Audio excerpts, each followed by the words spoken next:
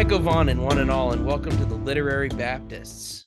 I'm Lee, and I'm joined once again by Nick, Zach, and Maddie, and we're, I believe, doing a Miscellany episode this evening. Is that correct? That's correct. Yes, it is. We've abandoned the Silmarillion for this evening. Yes.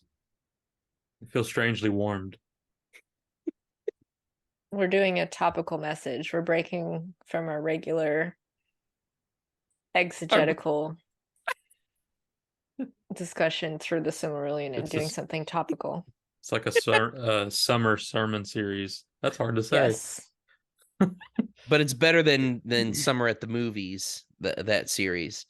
So Yeah. we're taking a break from the word of the professor to discuss particular topics that are timely for our congregation.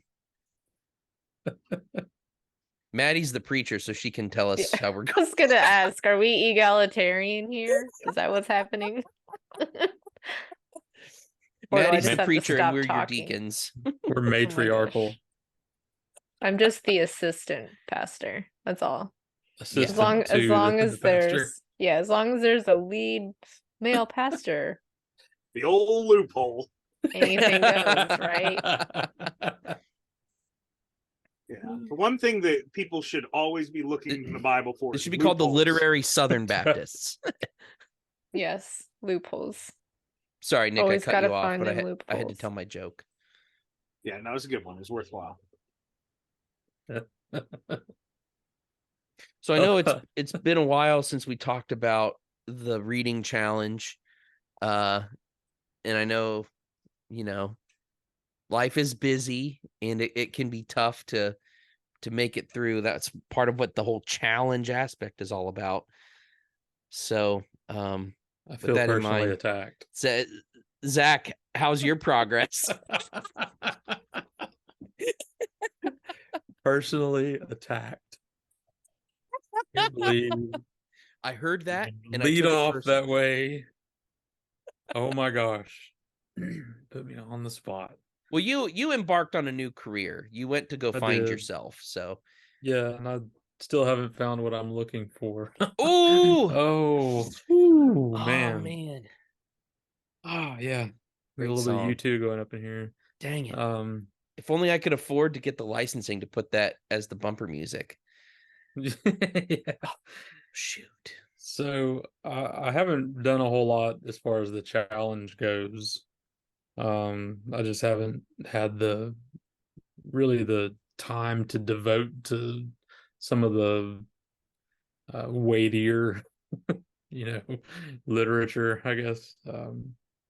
But I did see that on Spotify, there's a lot of books now that you can get that are in the public domain. Audiobooks, and I just got Mortification of Sin. So I started listening to that, and there was also Bondage of the Will. All Calvin's Institutes are on there. Wow. Grace Abounding to the Chief of Sinners by Bunyan. There's a whole bunch of stuff. It's all really good stuff. Is it well read? Yeah, so far. I mean, it's not like dramatic. Yeah. But there's no circus, chickens clucking in right? the background or anything. No, not yet. But that's a good resource if you are spending a lot of time in your car or something like that. And that was just through Spotify, you said? Yeah, it's just in Spotify. It's a LibriVox, I think is the name of it. Oh yeah. I've seen LibriVox stuff on YouTube as well. Actually. Yeah. So yeah, there's a whole bunch of the different books. LibriVox is a mixed bag. Some of the recordings really are terrible. I'm not surprised at that. Some of them are great, but the things that I don't like is when they have like a mixed readers. So like one person will be reading one chapter and another person will be reading another. It's very That's difficult weird. to follow. Yeah, that'd be when you have different narrators for each chapter. I will plug though a new fantasy series I started. It's actually, I think, on the same level as like Harry Potter. It's a So master. pretty low. Yeah, pretty low. But better than most other stuff. Um, it's the series is called All the Skills, which is kind of a stupid name, but by Honor Ray, which I guess that's probably a pseudonym. Is Ray spelled R-A-E? Yeah, How did I know? I don't know. Interesting. The writing was really good, like surprisingly good. Good characters, good character development, good Wow. plot. The magic system is different, like it's like a deck building based magic system, but it's just really interesting. There's dragons, there's magic, You had me at dragons. there's intrigue. It's good. So anyway, there's only 2 books in the series so far, but it's really good. I'm intrigued when people come up with kind of unique magic systems. Yeah, I thought it was really interesting. Like there was that one series there a few years ago, and I'm forgetting the name of the book now, but it was the magic was actually like gunpowder based. Oh, interesting. I think it was like called the Powder Mage trilogy or something like that. Now I'm gonna have to look it up because it's gonna bug me now. Yeah, Brian McClellan, Powder Mage trilogy. You know who's Not to be really confused with Brian McLaren. Right? Yeah, he's an emergent fantasy author. You know who's really good at magic and world building? Sanderson. That's right. Yeah. I should have known. I might have known. You might have. Also Tolkien. Yes. He's Give okay the at it, professor too. his due. Yeah, The Promise of Blood, published in 2013, The Crimson Campaign in 2014, and then The Autumn Republic in 2015. That consists the Powder Mage trilogy.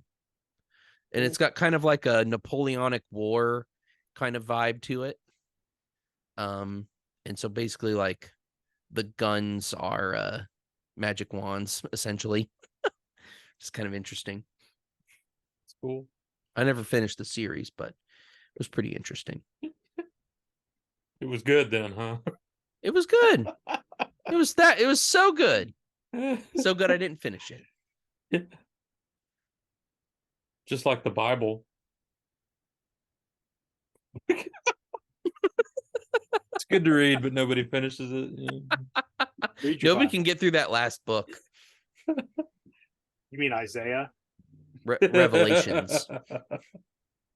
Typically, actually, no. Please don't do that, Lee. Everybody quits during Ecclesiastics. Oh, please don't do this to us. Please. Go Please, watch. mercy. Have you watched Psych? The show Psych? Yeah. Have you seen the episode where he's talking about someone asked him something about the Bible? He says, I know the Bible. Genesis, Exorcist, Leviathan, do the right thing. That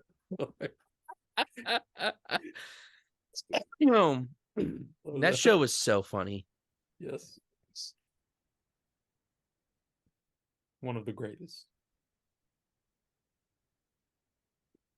Well, Right up let's there see with who... Rings of Power. Oh No. boy, you're muted. Mute him. You're gone. You're the weakest link. Goodbye. We're gonna do like on those Japanese game shows, and we're just gonna like shove you into like a pond of mud. You know? That'd be awesome. Have you seen that where they like have to like jump on those like Yeah. foam pads, and if they fall down, they lose? Yeah, that'll be you. Like Yeah, wipe I would out. definitely lose. Yeah, you're a loser. I am. You're one who So why don't you loses. kill me? Let's see who wants to round up their reading next. Maddie, what do you got? It sounded like Nick was gonna go. Fine, Nick can All go right. if he wants. Whatever. Okay. So I've been reading a lot of books, but I haven't been chipping away at my challenge. Like I still need to read Overachiever. a 17th century theology and an early church father, which I'm planning on reading Confessions. But I haven't gotten there yet. Whew. And That was also on Spotify, ooh. just so you know. A couple of Augustine works. Well, Or yeah. Augustine, sorry.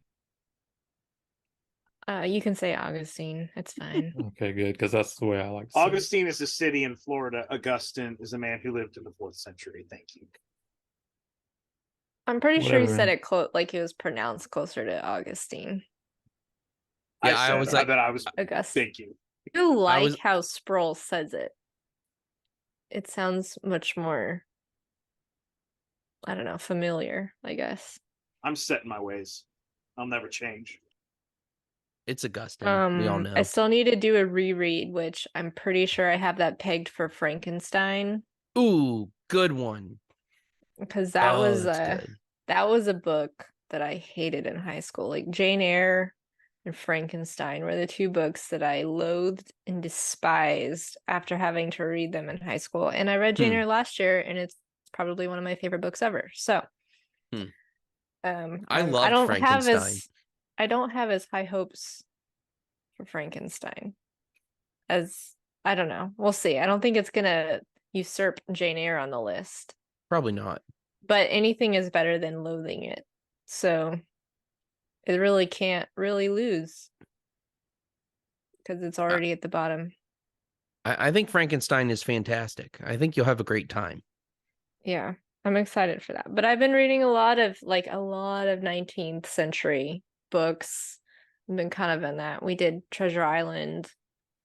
And I've just been picking up, like I read Sense and Sensibility, Jane Austen. And I've just been in kind of that mode, and I didn't really want to get out of it. But then I did pick up, it doesn't fit in a category. I picked up it's about the killer of Abraham Lincoln. I don't have the book in front of me. Manhunt. But it's the hunt for Abraham Lincoln's killer. And it's written kind of like in real time from when, like before John Wilkes Booth killed Abraham Lincoln to after he shot him to then Abraham Lincoln's death, and then them searching him and searching for him and finding him. And it's just written in such a way that's like very riveting and you don't want to stop reading it. So Manhunt, the 12-day chase for Lincoln's killer by James L. Swanson. Correct. That's a really good book. And I'm excited to read that. That's going in the notes. Yeah, that was a fun read. It didn't really hit any other than I didn't buy it last year, but it's been sitting on my shelf for 5 years. Woo! Because I bought it through thrift books a few years ago, and it's just been sitting there staring at me saying, read me. Yeah, we didn't have a history book per se not really. in our list. We'll save that for next year. It's not really like a biography, but I guess I don't know if it was written. Well, it's not fiction either. Post Y2K. Yeah, I don't know. It's just a fun. It's grittier than like a lot of the books I like to read, generally speaking, because it is dealing with a murder. But yeah, I had a lot of fun. And right now, so we're listening to the Odyssey, and that's pretty fun. I think that would make Homer happy. Yeah. Like it's how it's intended, right? Yeah. Listen to just like listening to Shakespeare. Yeah. I think he'd be happy with Homer would have loved audiobooks. Yeah. I've really come around to audiobooks. For a long time I was pretty prejudiced, like that's not reading, yada yada yada. But it has been for most of human history. Right. It really, like, once you realize that most people were either illiterate and or / didn't have books because they didn't make books for a really long time. So yeah, audiobooks are awesome, and it's been a godsend for my kids because they're not big readers generally, but they tolerate audiobooks very well. So they've been exposed to a lot of the really good books that I'm pretty sure they would have quit on. Had I just handed them the book and said, read this, they probably would have quit. And they can listen to books that are above their reading level. So that's nice too. And then for me, toleration can turn into love. Right. Yeah. And they really do. They've all really, really enjoyed it. That's legit. Zach think that's funny.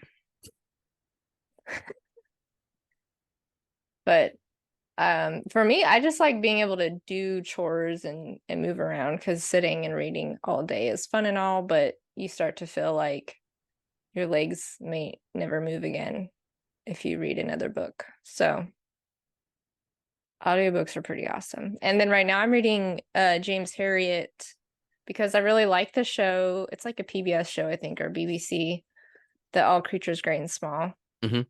It's fairly family friendly if you're okay with some booze, maybe a little bit of whiskey. Depictions of alcohol. Yeah, depictions of alcohol. There we go. This is a reformed podcast. Yeah. So this is fine. Well, some people haven't reformed all the way, so they're coming around to it. But how do you watch, by the way, how do you watch the show? Do you have BritBox? I think I have Masterpiece Theater on Prime, but it might be under BritBox. That's a good question. It might be under both.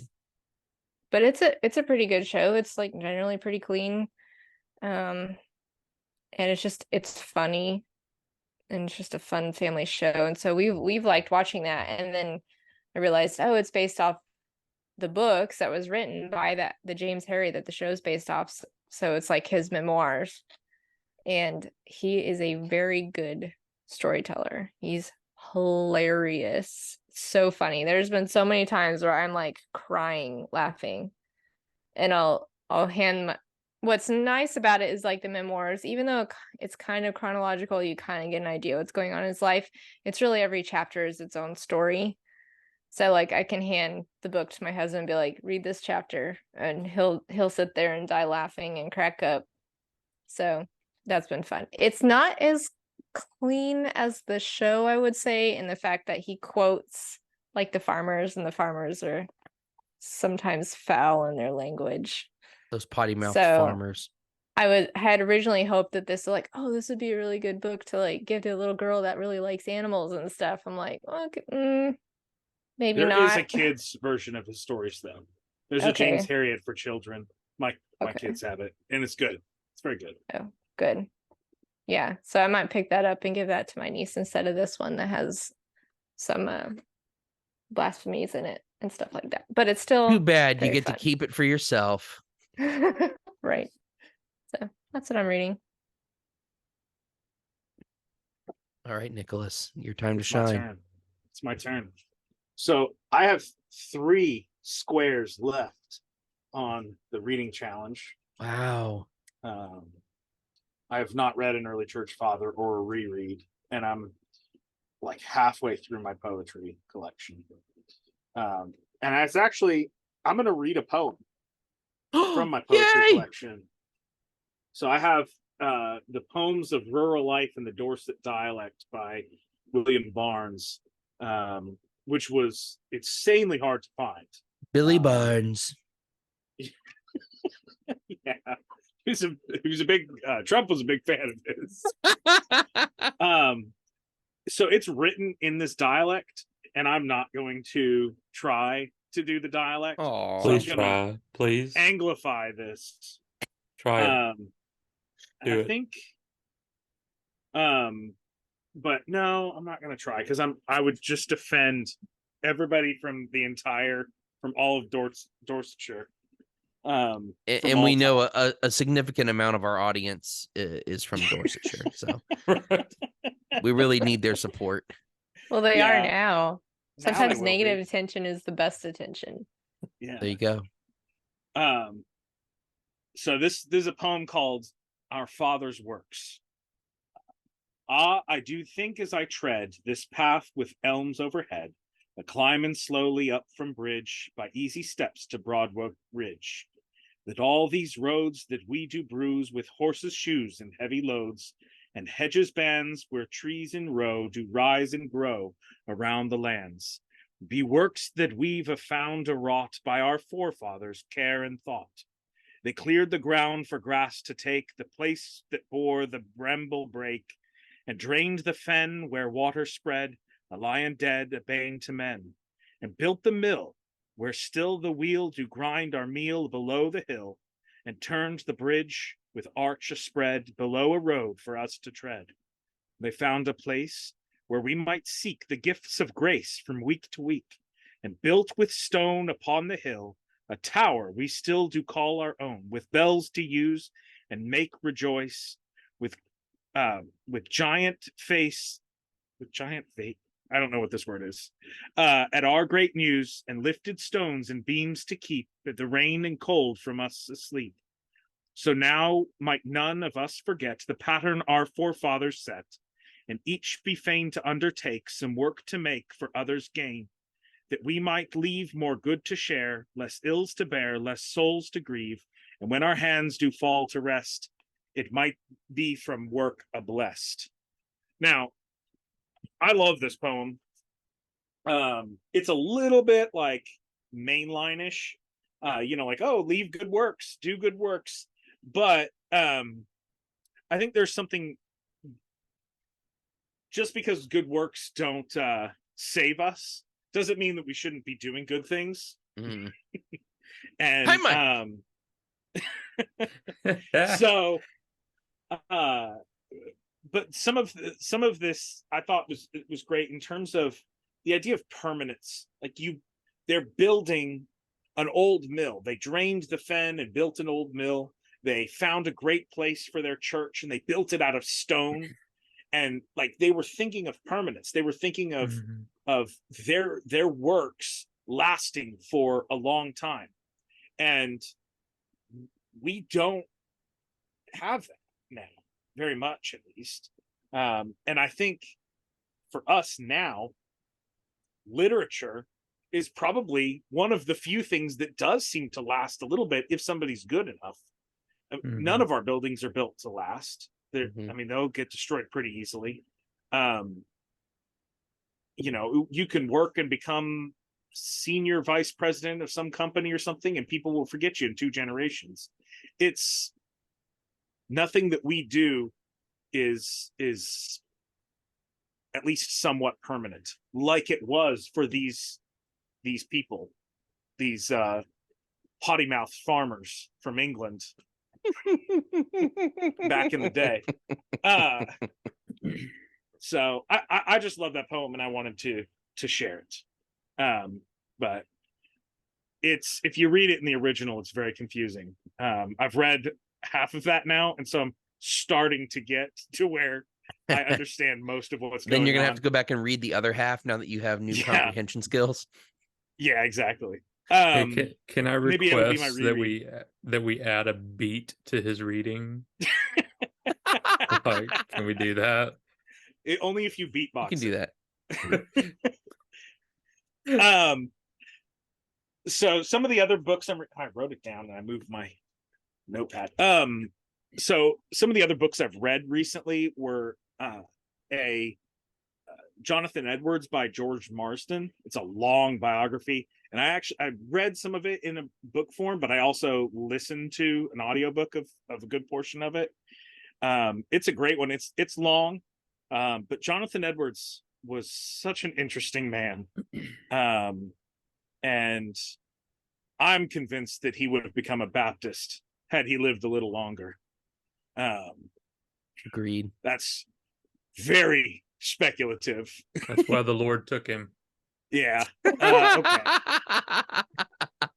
Didn't want him to get too mature and figure everything out. But he kind of seemed to be like dabbling in that stuff, especially towards the end of his life.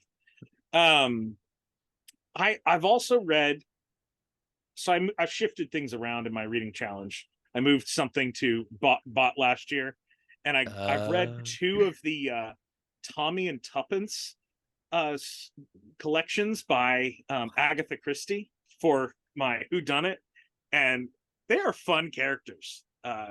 Agatha Christie needs to get more respect. She's a good writer. She's a great writer. She's great. It is not the movies don't do her justice. Yeah, movies don't do her justice. It's not just straightforward, like, oh, here's the story. There is depth to it. It may not be depth of character necessarily, but there's depth to what she's saying in her novels. It's not just just trash detective fiction. She's a great novel. She was. She's dead. She's been dead for a while. Which Tommy and Tuppence did you read? I read Secret Adversary and Partners in Crime.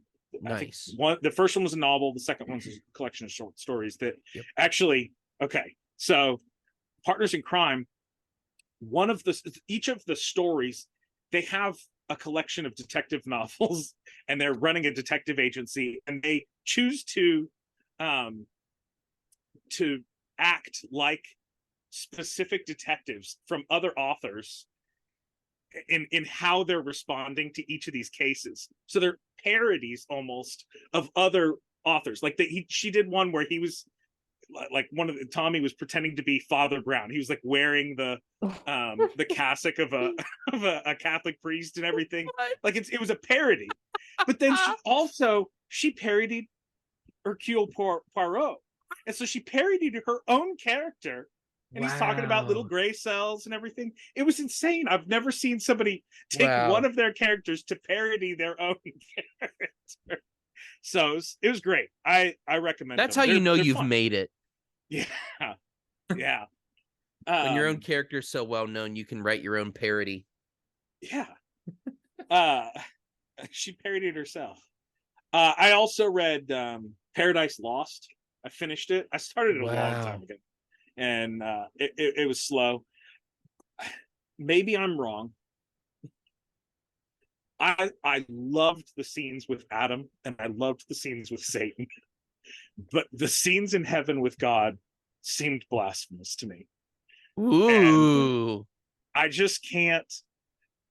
Every time I was just thinking, oh, the theology's so bad.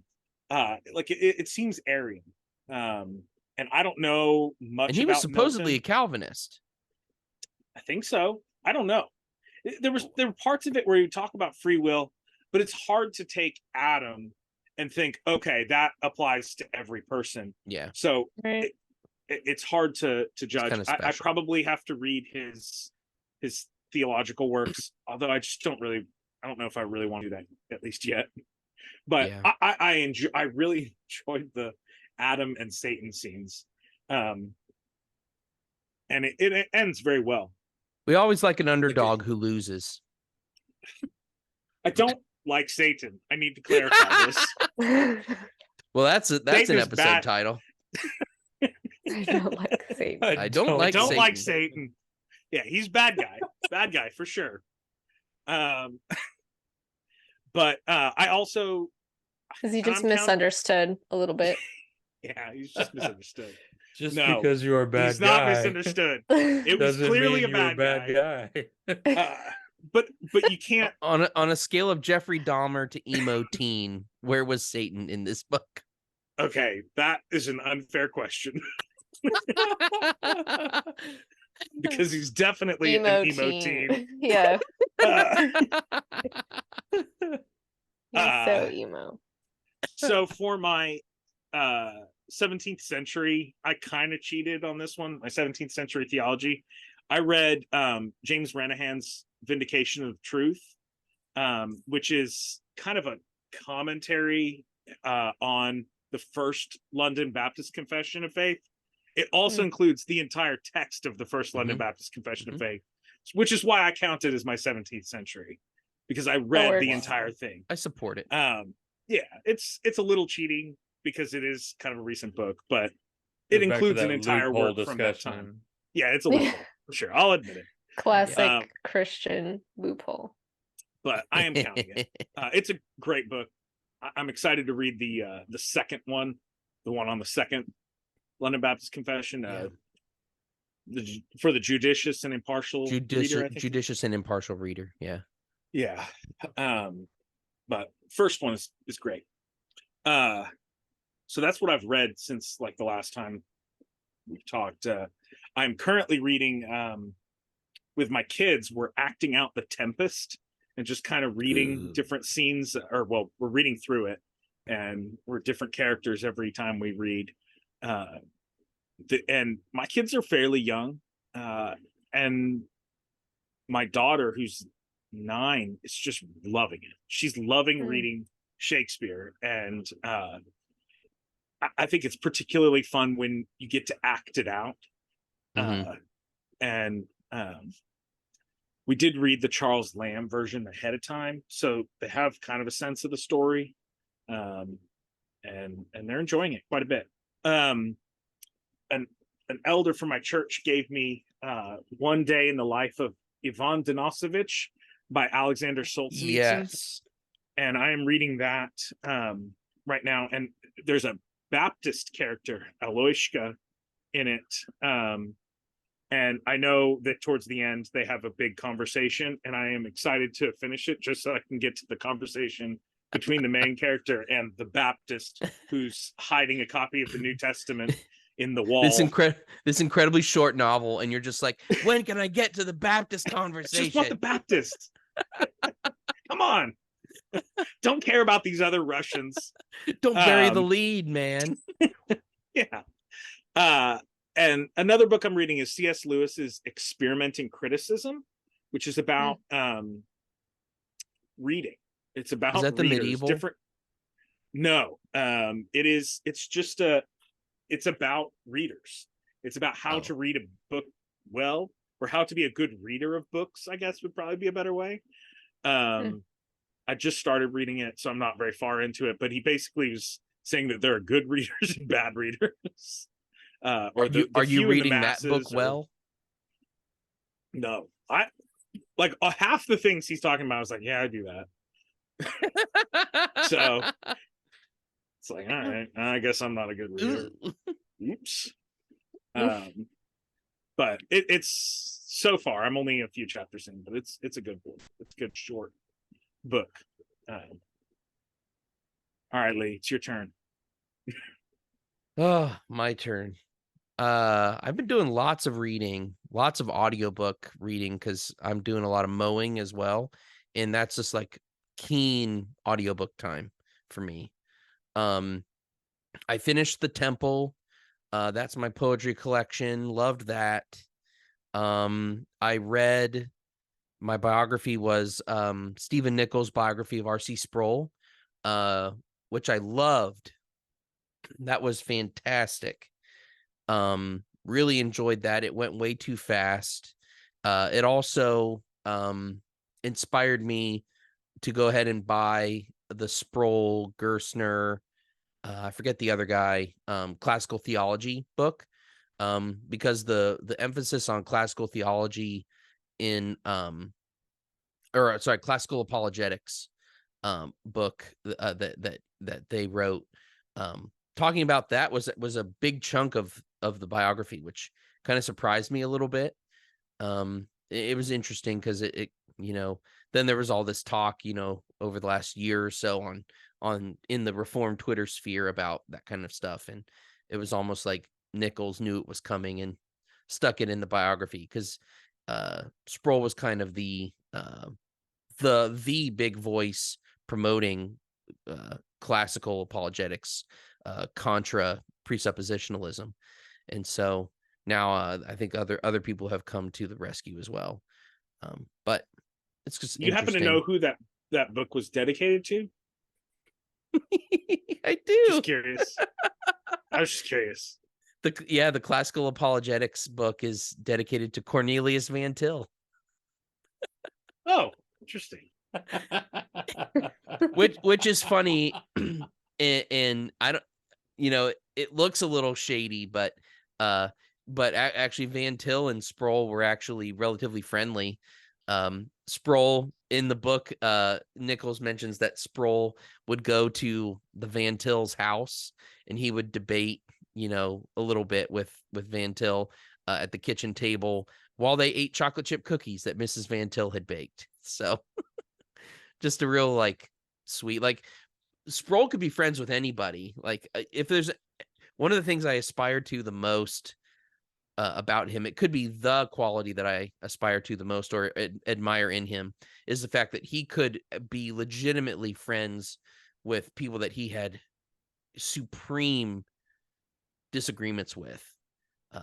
Not outside the bounds of orthodoxy, of course, but you know, to be as close with Johnny Mack, the leaky dispensationalist, to be that close with Cornelius Van Til that he has like an extremely opposed view of epistemology with stuff that's really important, but to be able to put that aside and actually be friendly, and man, is I just find super admirable.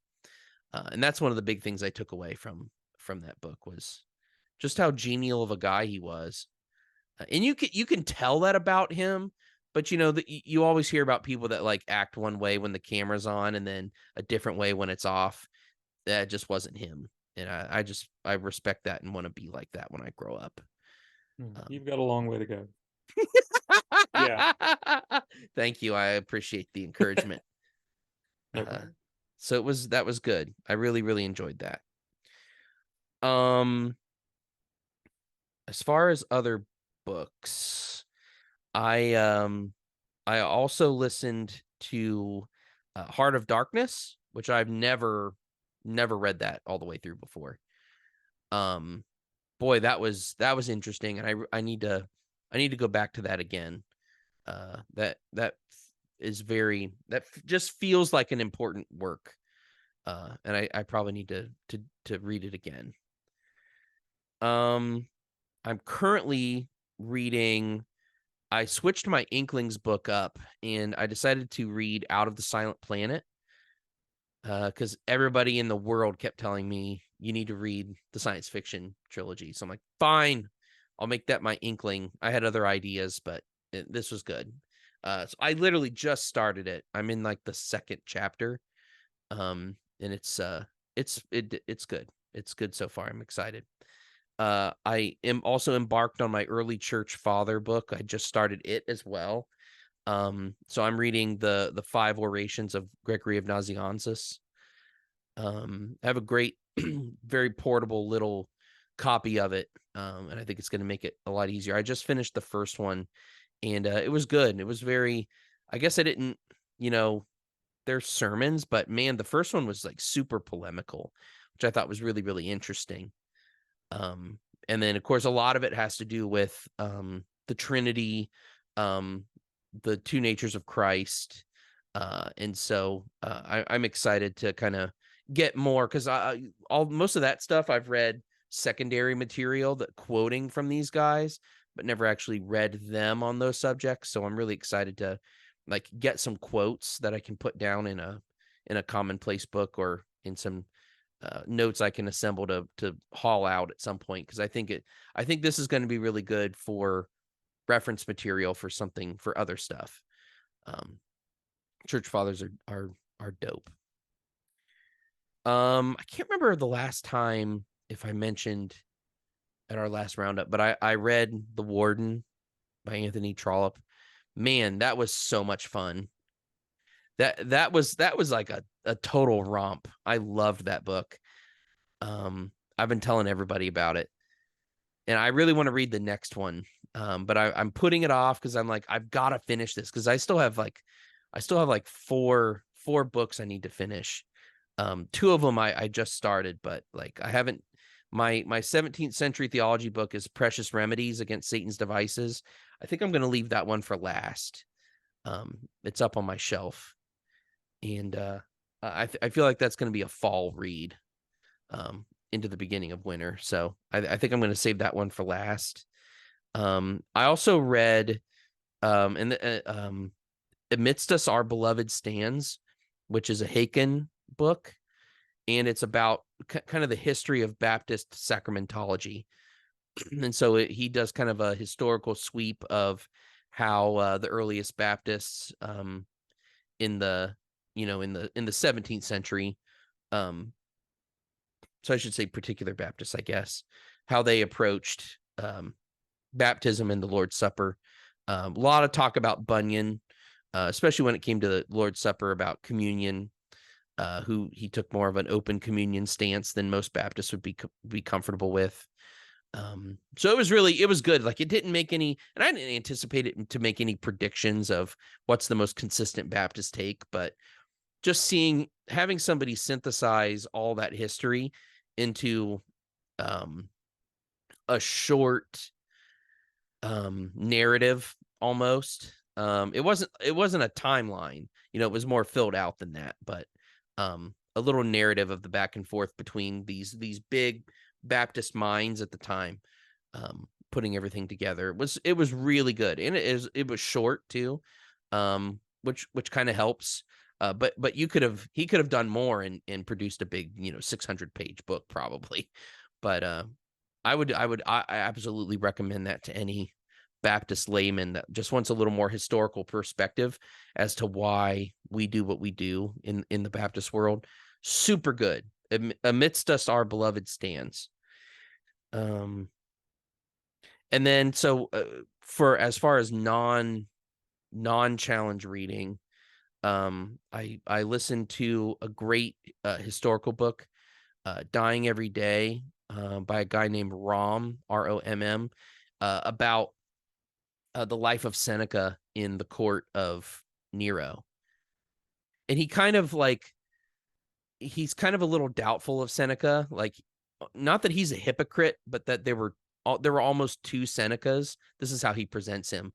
The Seneca as he presents himself in his writings, and then Seneca according to actions that history has said that he did, or we surmise that he did. So, like, advice that he gave to Nero that probably violated his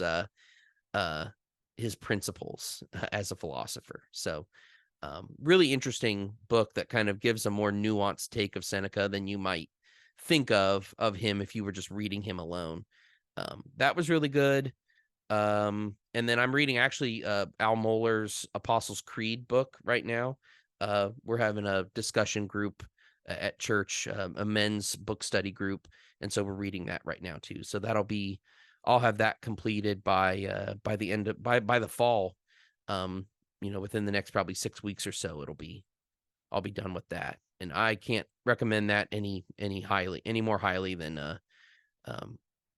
anything else. It's man, fantastic. I love reading Mohler. Like, Sproul could write stuff and make it really simple, and easy to understand. Mohler's right up there with him on that. Just super readable for the average layman like me. Super good. And years ago, I read his book. It's either Words from the Fire or Words of the Fire. I can't remember the exact title, but it's about the 10 Commandments, which is pretty similar to this book, where he just takes it one by one and breaks things up and explains things. So highly recommend both of those books. But anyway, so that's my roundup. This challenge has made me read way more than I may have pushed myself to do otherwise. So I'm happy. It makes me plan ahead too. Like, it's like, okay, well, I have to do this and this and this. Like, these poems, Mm-hmm. I was on like I'm going to read one a day. But then I realized I kind of counted them out. I was like, oh, I'm not going to finish by the end of the year if I do one a day. So, it does kind of push you to do more just by that nature of like trying to finish by the end of the year. Oh yeah. Yep.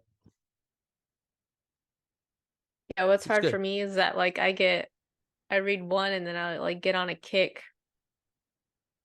So I've read like I think I've read like 5 Inkling books this year. So it's like, I don't know. Take your pick. I don't know which one. But I too have done the space trilogy over the summer.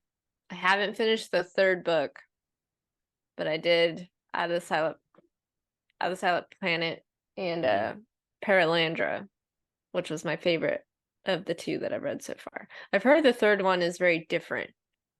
Yeah, I've heard that too.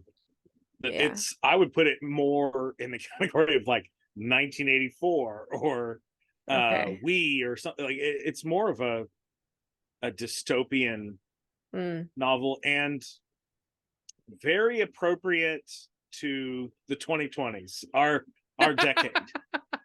Somebody said something like they compared it was a joke on Twitter, and they're like, yeah, Narnia, follow the divine lion and fix the world. And then they're like, space trilogy, kill all the journalists. And scientists. And scientists. Yeah.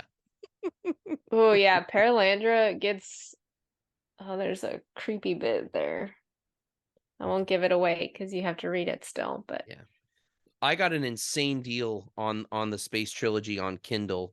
I don't know if I should reveal this to publicly or not, if it'll get me kicked out, but I have the Kindle, what do they call it? Kindle Points beta program or something, where every time I buy a print book or a Kindle book, it gives me a certain number of points in an account, which I can then turn in toward money off Kindle books, more Kindle books. So I had enough points. I was able to buy all three of those of the space trilogy books, and I think I might have paid $12 for all three books, something like that, which like, not bad.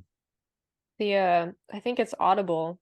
I was able to listen to both of the space trilogy for free. Did not cost me a credit. And I think the reader does a pretty good job. Was it one of those like included with your membership yellow banner? I think books? so. That's how I did the Warden. I listened to that on the mower, and I didn't have to spend a credit on it. It was just one of those like included with your membership. The reader on that was great. Yeah, they've generally been pretty good. That is one thing about reading an audiobook, is that if you get a bad narrator, it's like, ugh. Yeah. It ruins the whole thing. There was a book that I was reading. It's actually, I am still reading it. It's one that I forgot to mention because I'm listening to it. But it's called, I think, Tending the Heart of Virtue. And it's like it's a book about virtue in children's literature. So he just kind of goes over different stories in children's literature and talks about the virtues that are in them, and how to read for those. But the narrator in the one that I'm listening to, which there's only one, so I'm sorry, bud. But it's so slow, and I just can't listen. I can't pay attention when somebody talks that slowly, and so I had to dial it up like I do sometimes on podcasts, just to even understand what he's saying. Wow. Because I can't handle slow, monotonous type reading. I like when the person who's narrating adds a little bit of flavor to it. A little spice.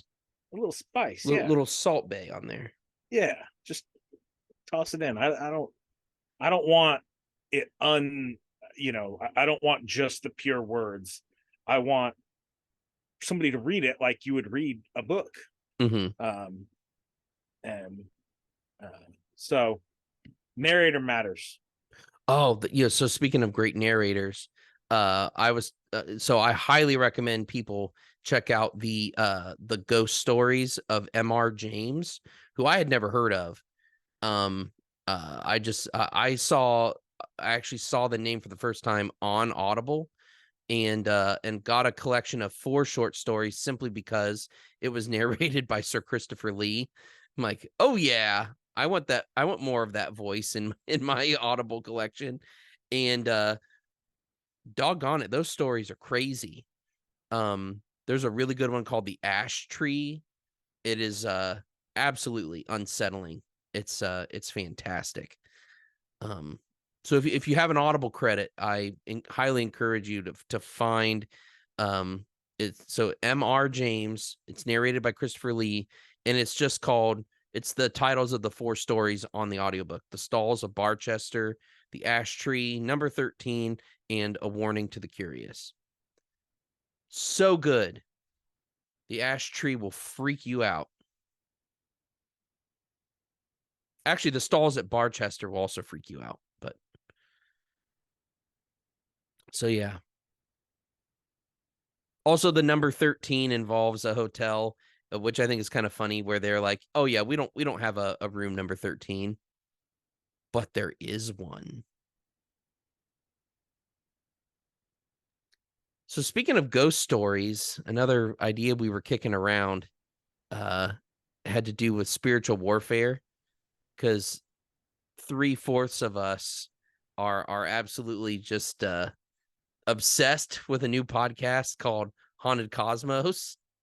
And Zach is too busy selling houses to people to listen to podcasts anymore. But one day he'll grow up and listen to this show. But it has consumed my attention.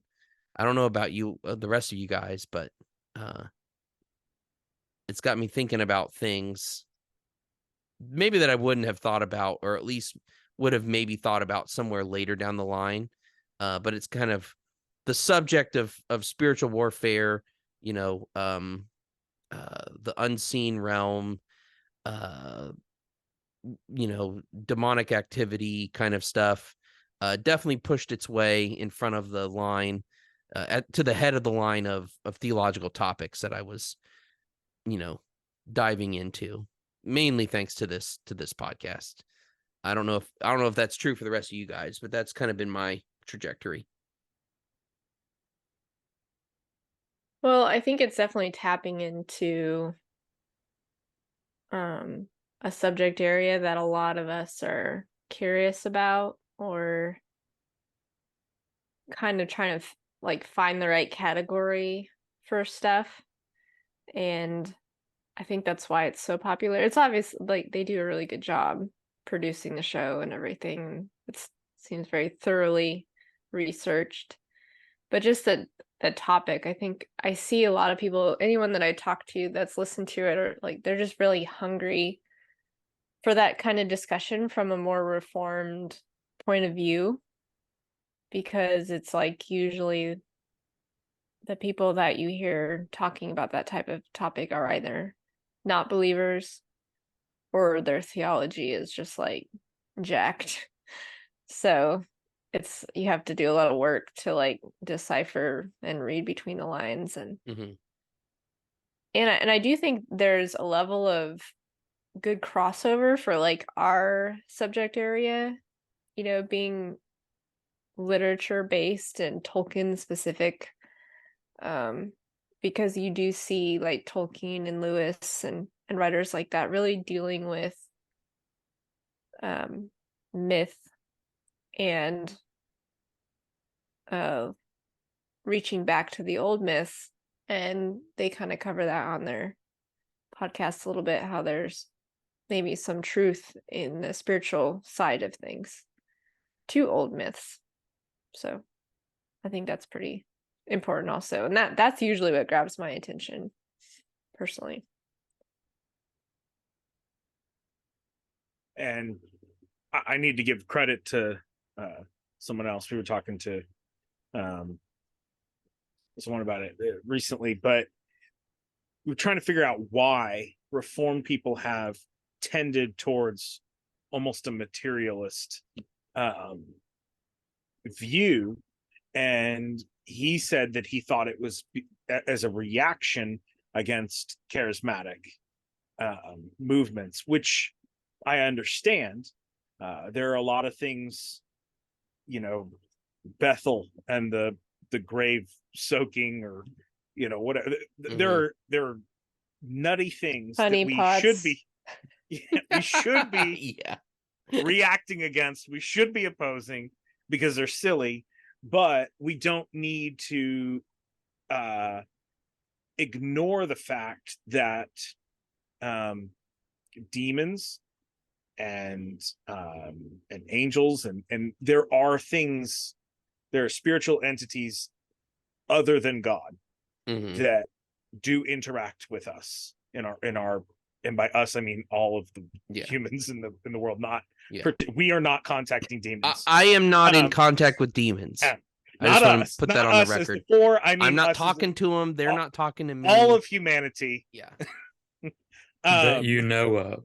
That I know of, I guess. Maybe you should do some self-deliverance and see what what evil spirits may be lurking in us. Because that's the thing. There is silly stuff. There really is silly stuff that we have to react against, and it is hard to take that and decide which things are silly, which things maybe we should consider. And I think a lot of the stuff on Haunted Cosmos is probably in that category. Maybe we should consider it.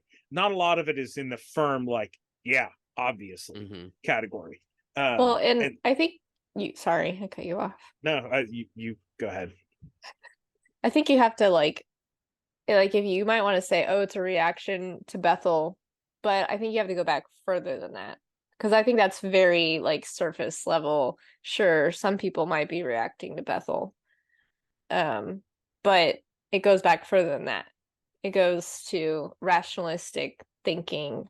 And we've just inherited that in our culture. And I think it might be so prevalent in the Reform circles because we tend to think more rationally about things. I mean, we have the Ordo Salutis, and like we really like to think deeply. And we have a lot of just kind of a history of thinkers, theological thinkers, not feelers per se. And a lot of Reformed people have imbibed Enlightenment values too. Right. And that's happened, which was not friendly to Christianity. Which has happened over centuries at this point. So, but when you go back to the earlier Reformers, you're not seeing that same kind of effect take hold like you have in us now. So it's not just being Reformed or being cessationist. You kind of have to disentangle like what from what. Are you reading your cessationism through the lens of materialism? Or things like that. But it's not just a reaction to Bethel. The materialism part is the big thing for me. And not materialism as in I want to acquire as many possessions as possible. I'm talking about things as if the only things that are real are the material things that we can see and experience and test with the scientific method. And it's just a tendency. It's not, I mean, I don't think any of us would say most Reformed people don't believe in God. Because clearly, that is the case. But it's more the spiritual beings other than God, and like an angel who rarely comes every once in a while at big events, or a few demons in the first century. But there aren't demons anymore. I've had people tell me that they're like, oh, there aren't demons anymore. I'm like, there are demons. Like demons exist. Well, and that leads people, you'll encounter them, and I'm honestly guilty of this too. You read the Old Testament and you read the stories and you're like, I don't know about this. Like, did it though? Was it though? And you get a lot of people who will try to explain passages as just metaphorical language, vision, like, oh, it's just vision language, apocalyptic language, which is true in certain scenarios. Like, you can't be super literal about everything. But, I mean, Balaam's donkey, like, it's such a bizarre experience story in the Old Testament for a modern thinker. And then Yeah. it's like we can't help but try to like categorize that as like, well, how do you explain it? Like maybe you just thought the donkey, or whatever The it is. handwriting Like on the wall, right. I've Even heard something some. like the Nile turning to blood. I mean, Yes. I'm not completely. Maybe it was some other. I mean, I feel like it has to be blood, but Yeah. people will talk about, oh, there was like a red tide kind of thing, or something like that, and it's like, oh, it just looked like blood, or oh, this is a season of the year when frogs would come out, or I've heard people do it with several of these things. They just kind of they explain it with science in a yeah, naturalistic but way. it's not like real science. I don't think it's just like could be this, it's like or it could be just what it says it is, and right. that it actually just happened. Or you even go one step further than that, and you have to deal with what were Pharaoh's peeps doing? Like what were they doing? Were they just doing sleight of hand magic tricks? Yeah. Yeah, they had a snake illusions. up their sleeve. Penn and Teller. Yeah. Or did they really? And I'm still not like, I don't know. I'm not like 100% like, oh, it was all straight magic or it was all straight sleight of hand. Like I don't really know. I'm just kind of open when to God both instructs being true. Israel to put all of the necromancers and witches to death, it's not because they couldn't do anything. It wasn't just for Right. fun. Like they were able to do something. They were dangerous. And that is what is so, that's like probably one of my favorite takeaways of this discussion is that it is real. It's not always real. I mean, there are It can be people real. there are people who are frauds and they use, their fraudulent tactics where they like have people in the audience to like ask you questions or like they do all that kind of stuff. They read the lines on your hand and make up some story that they think you're gonna like. Yeah. Right. But it is important to acknowledge that this stuff can be real, not exactly as what it's being portrayed as, because I think that's the real threat that I see, people easily deceived. I think of the Long Island medium, for example. She was the lady with the huge hair. She was, I think, on like TLC.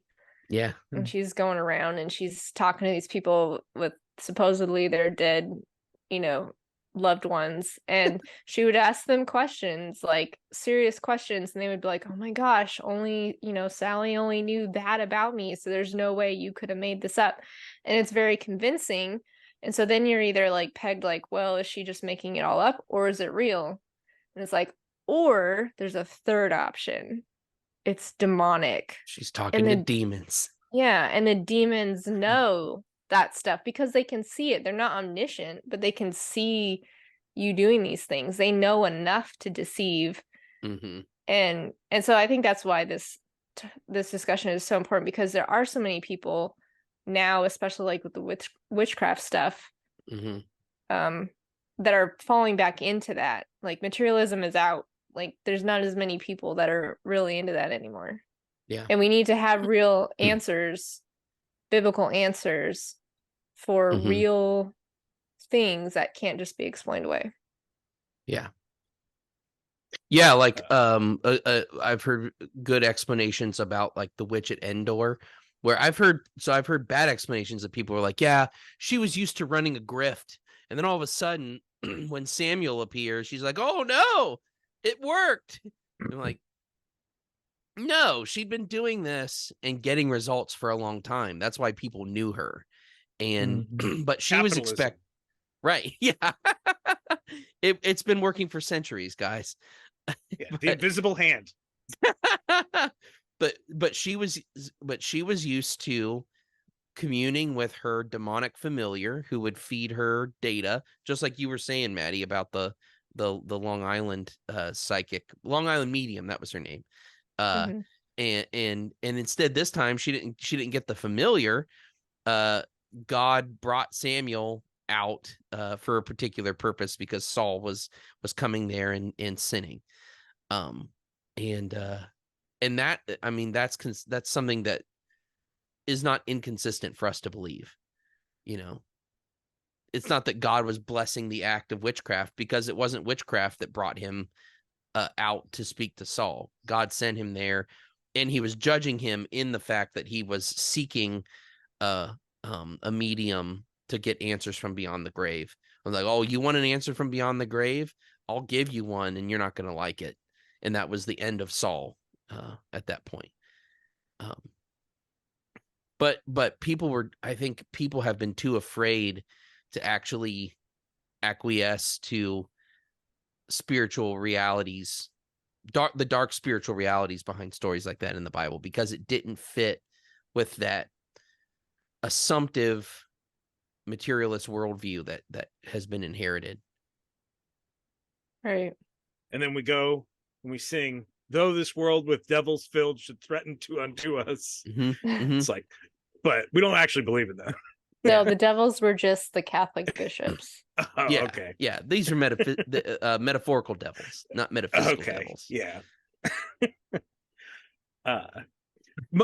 So with all that, I'm gonna scoot back until we're ready to talk about UFO. Okay. When we're ready to talk about UFOs, let me know. Well, here's my question. So with all of this, a lot of this has to do with knowledge, and trying to seek knowledge. And one of the things that we talk about is books, and books contain knowledge sometimes. Is there is there something where we need to be a little bit more judicious in what we're reading? Is there a point where it is too far? I remember I talked to you, Lee, earlier today, and you said that there was a book that you wouldn't purchase because the name implied something that it was a little bit more demonic. And so is there a point where we need to be more careful about even the literature that we're reading? And I don't know that there is, but I mean, in the actual literature that we are reading, but where is that line? Because yes, I mean, obviously there's a point. But where is that line? Because back in our childhood, my parents let me read Harry Potter. Well, we read it in school. Anyway, there's nothing they could do about it. Yeah. I wasn't allowed. Yeah, I've never read Harry Potter. You're not missing much. Offense intended. To all you Potter fans. Sorry, Zach. But okay. I don't think that it's demonic. I don't either. There is a level where where it's, we need to be careful, and I want to know where that is, if we can figure it out.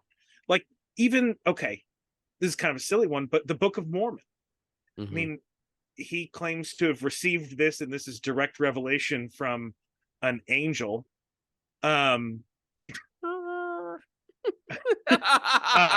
Just a wink there. So he's receiving this direct revelation from some spiritual being, let's say. He's claiming, at least. An angel delivering another gospel? Yes. No problem there. Yeah, that definitely never happens. Nobody or the ever Quran is another example. That. Should we, I mean, yes, we can. Do we read this for apologetic purposes? Or is it something where it's going to be, like we might fall into the trap in a sense? I guess, we're Christians, and so we have to compare it, but is it even worth reading? Is it worth studying those things for apologetics? I think this is when discernment obviously comes into play, and maturity. There's a reason why, and even still now, like, I remember when I first came to more of a reform understanding of stuff, I had to pull back from what I was reading and pursuing even apologetic stuff. I was like, whoa, I gotta pull back and read some theology and study the word and like get to a place where like I had a better understanding of the truth in a more full orbed way. And then it was only after that point where I felt like, okay, I can go back and I can venture in to these other things that are maybe not even Christian authors or, you know, whatever it is, people that have contrary views than mine. And then you can sift to the scripture if needed. Sometimes like it's not, you know, related enough to matter. But I don't know. So I wouldn't necessarily, I think that's the role of the parent is so important, is that you have to know your kid. You have to know, you know, you have to kind of lead them up in the truth first. And then as they mature, you can kind of start letting them read things that you think that they can handle.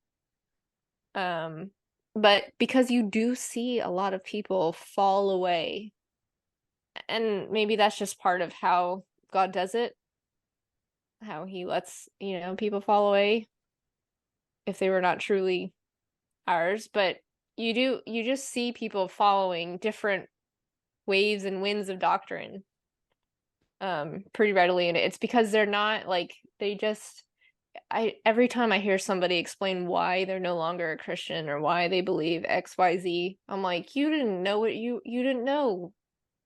When you explain Christianity, when you explain how you know that this is true now, I'm like, it's obvious you never knew. You were clueless. Yeah, and usually they're talking about how stuff makes them feel. And so obviously they weren't even taught right from the beginning. And then so even if they had been taught right, you still have what you've been taught has to reach your affections as well. And so obviously they weren't even taught correctly, and what they were taught never reached their affections. And they were made to feel better about things that were truths, supposed truths from outside the Christian Well, faith. and in this case, experience with the spiritual warfare stuff, especially. Because I think that's huge. And it should be a huge red flag for anybody who thinks that just because they had an experience, that it means that it's true. Yeah. Because you will hear that from everyone. You'll hear that from a Mormon, a Hindu. Your wacko neighbor who went and did DMT in the forest. You mean it has to be more than just feeling strangely warmed? Yes, you're burning in the bosom. Well, you know, so I mean, that's all they have. Let's be honest. Yeah, that is all they have. For Mormons, at least. I'm halfway obsessed with hearing people's stories of either going to South America and doing ayahuasca or taking extracts of DMT here in the States. Because the active drug in ayahuasca is DMT that they extract from plant bark. And they go on these vision quests, and everybody sees the same thing. Like, everybody sees these geometric patterns. They meet with entities that have come to be called the clockwork elves, and they're usually trying to impart knowledge. And sometimes they see the Hat Man if they're not having a good time. People actually, ironically, people who also take too much Benadryl will also see the Hat Man from time to time. I have to take a half of a Benadryl because I don't like what Benadryl does. So now you just scared me. I'm gonna start taking a quarter of a Benadryl. Well, I should say, people who take too much Benadryl, there are people who purposefully will take the entire package at one time, and they will have these hallucinogenic trips. And quite a few people have seen the same guy, the Hat Man, they come to call him, who's like a demonic harbinger.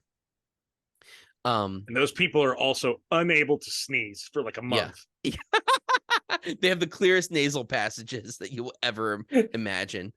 And so one of the things with the DMT trips, where they do go and they try to ascertain knowledge. It'll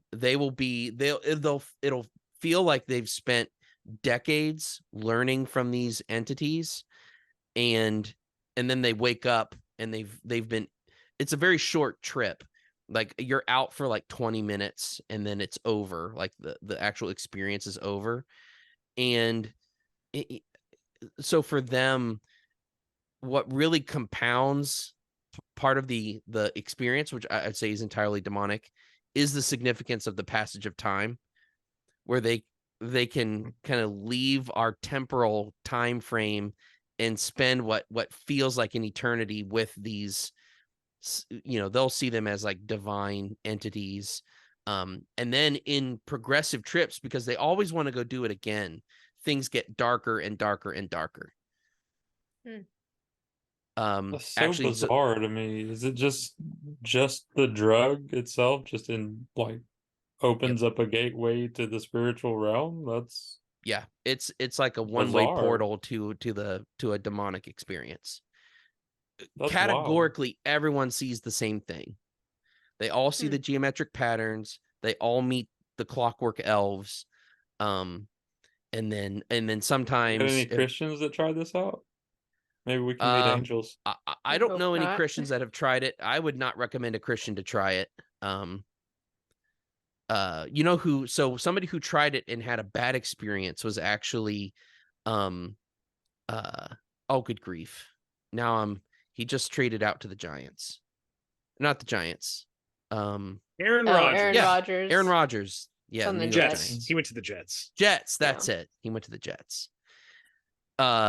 He went and did ayahuasca, and he had something following him.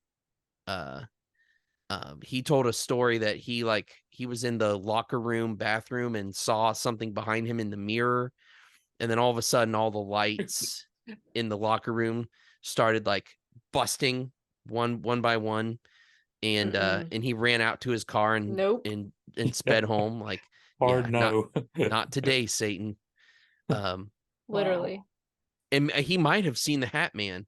I'm sure he was probably too scared. But that's a common thing too.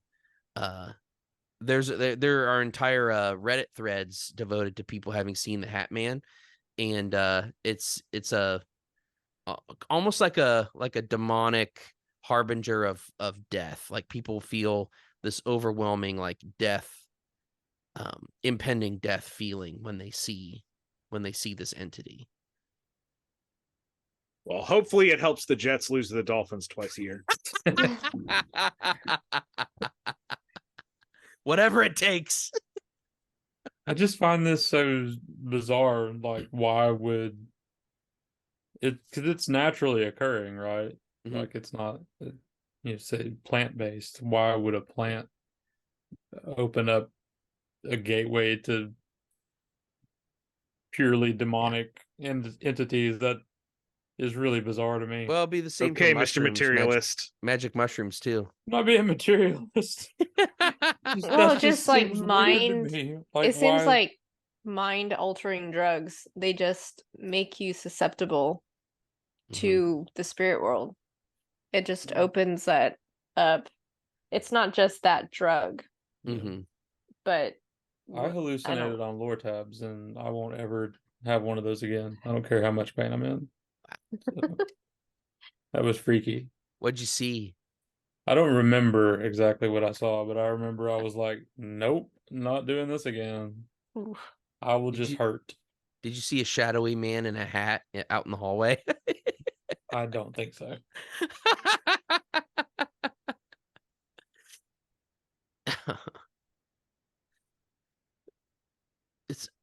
There was somebody with me though. Like there was somebody there.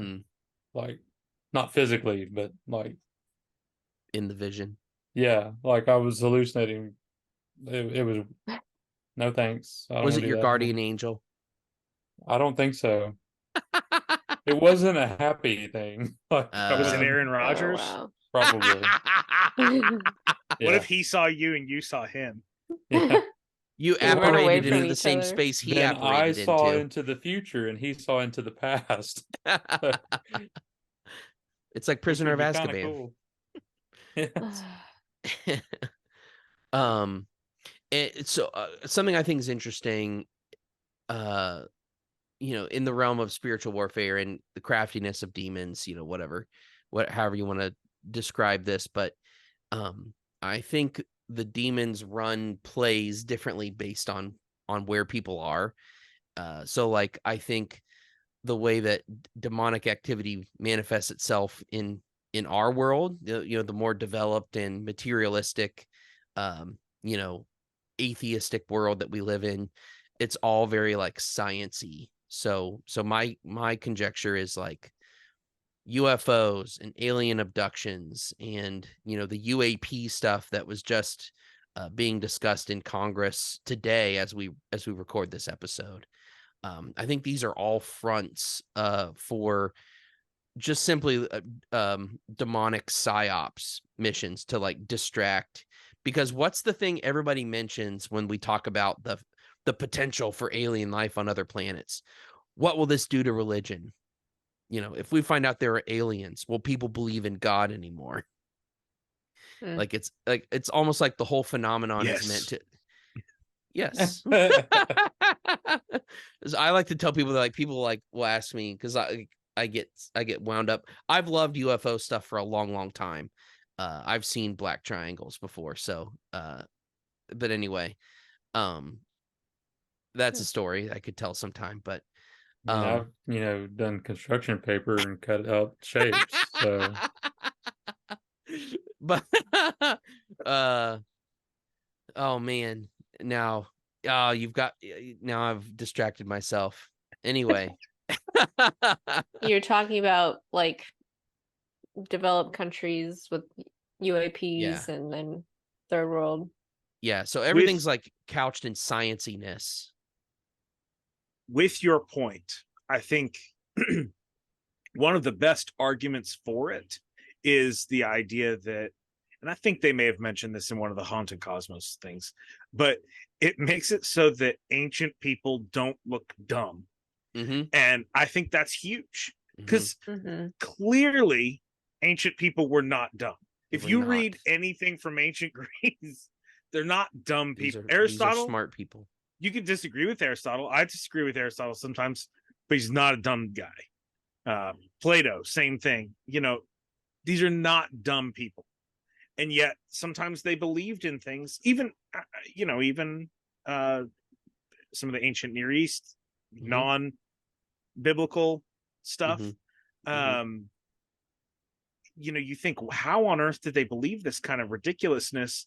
But giving it some measure of reality by having demons just openly doing their own thing, it really does it helps provide an understanding of why they can be so intelligent and so dumb at the same time.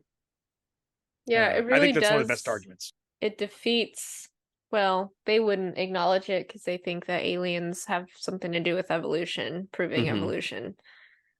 But they had this whole idea that, ancient peoples just didn't understand the elements, and then they worshipped things that they didn't understand, and they had this whole silly little narrative about why religion became a thing in the first place.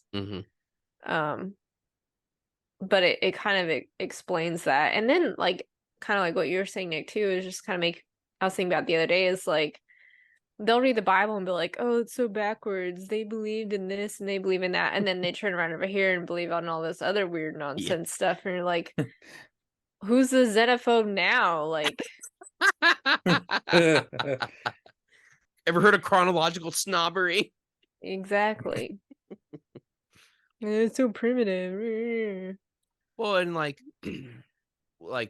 for example, talking about mythology, how come in all of the major mythological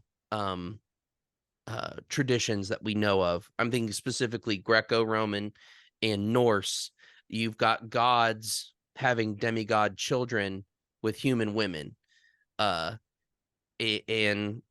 we've decided to throw away the idea that Nephilim were were the product of angels having children with human women, and so now, you know, because we bit the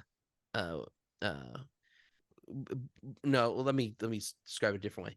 Because we bought the line of materialism hook, line, and sinker, we now have given ourselves less ability to explain where those ideas even came from, because we refuse to because we refuse to take a certain view of those problematic passages that describe Nephilim or the sons of Anak.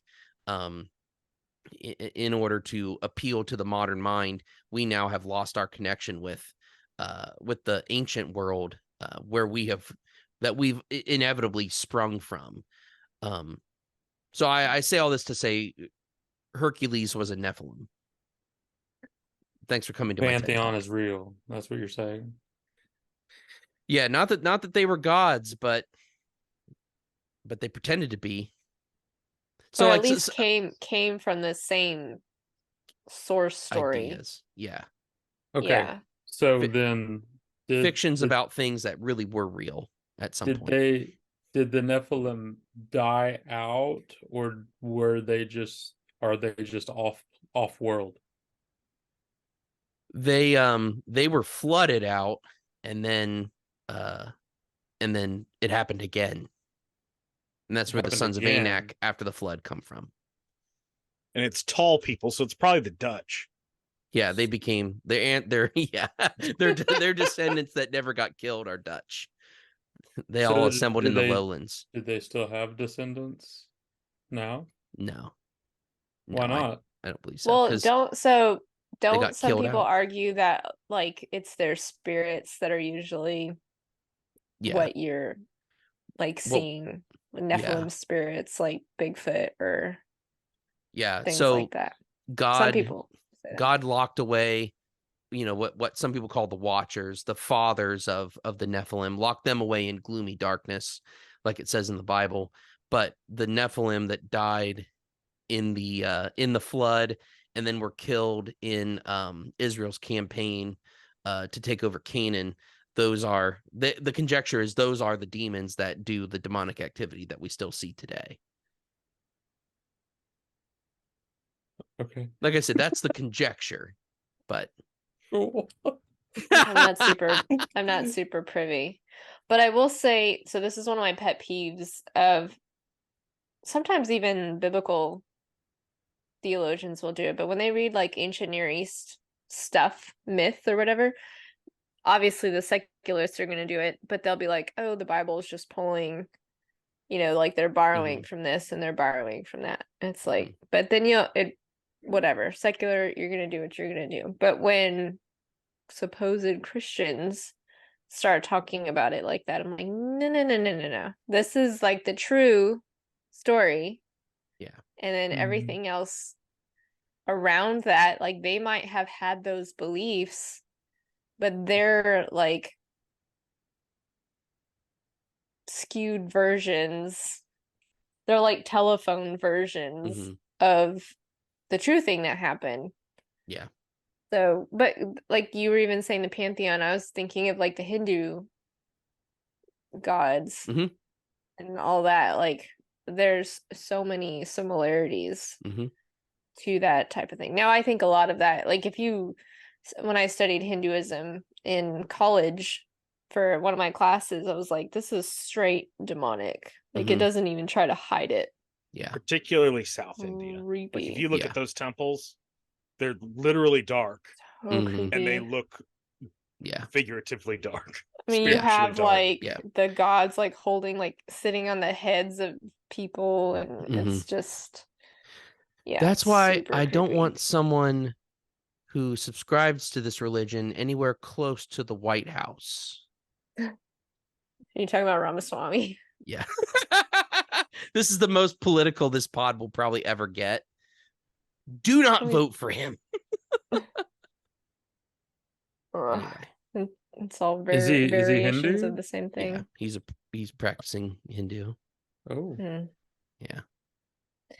But that's what it's so that was, how do I word this? something that perplexed me so much as a young 20-something Christian was it was really difficult for me to understand how people who believed in false things could be nice, good people. I mean, obviously, as you study scriptures later, like, you know, and you kind of grow in that, you understand, okay, it's an angel of light kind of scenario. But I had a hard time with, like, Mormons are nice. Like, my Mormon friends are nice. My Hindu friend in school is nice. And, you know, so I'm like, why aren't they just, like, straight up evil because they're following the doctrine of demons? But honestly, that trips people up still. Yeah. Especially young people. They will see people who are living in sin or following the doctrine of demons and see that they're nice people and be like, well, it can't be that wrong. They worship Because they're Pan, nice. but they're so nice and they cook delicious dinners. You know? Right. I mean, but if you just think about, like, if I was trying to lie to you and I did it two different ways. One way, I'm being really nice to you. That's way more convincing than me lying to you and also slapping you across the face every 10 seconds, trying to say, believe what I'm saying. Right. Slap. Like, there's, like, it is kind of a strategy. Like, being nice is a strategy. But so that makes sense, I think.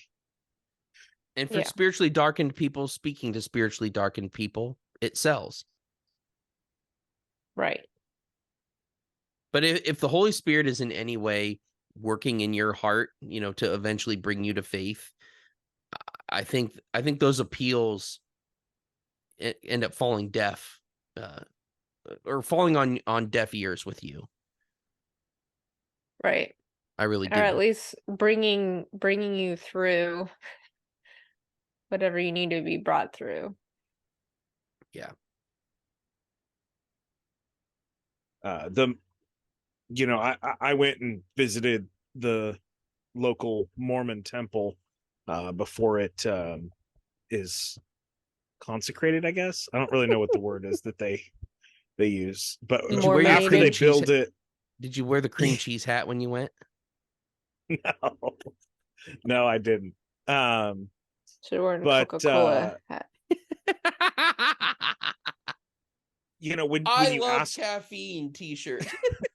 oh yeah, Sorry. Black Lives Matter shirt. After 1973 or whatever. Yeah. Prior yeah. to. But everything that, you know, we heard, I can see how somebody would think, oh, this is really appealing. But for me, it was weird. So weird, so off-putting. You know, like one of the things that one of the little elders, he was like a teenager. One of the things he said to me was, you know, I think he said it like, Heavenly Father just wants the best for you, or something like that. And I just remember thinking, like, what is this? Like, what's the point? You know, is it? It's so man-centered, and I can see how people can fall for that, and I can see how it makes people nice too, because they Mormons set it are up like with rules. creepy nice. Yeah. Over the top. They have like a creepy level of nice. Yes, I mean this young man, in the elder, see if they respond. Sorry, preteen elder. Yeah, just wants the elder. Best I mean, he was very nice. I can see how people, and I can see that when you set up all these rules, you set up all these laws.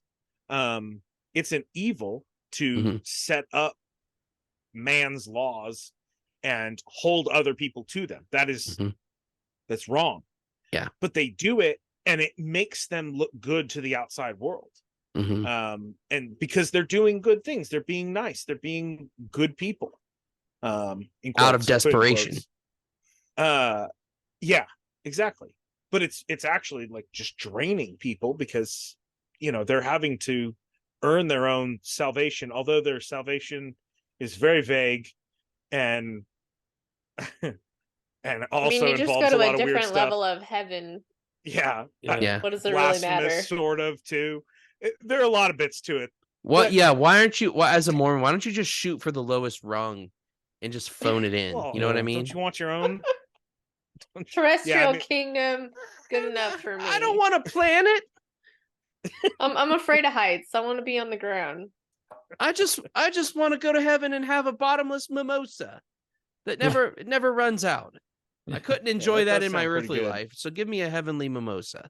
I actually used that kind of argument against a couple that came to visit me when I was living in Virginia.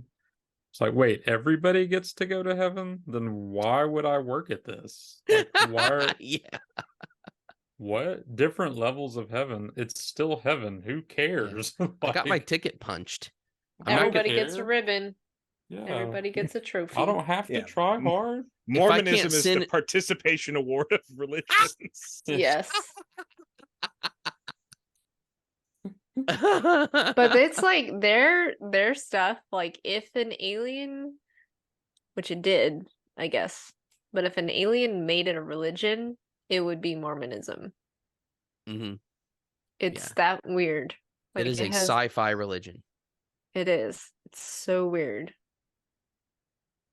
If Joseph Smith lived in the 20th century, he probably would have been L. Ron Hubbard.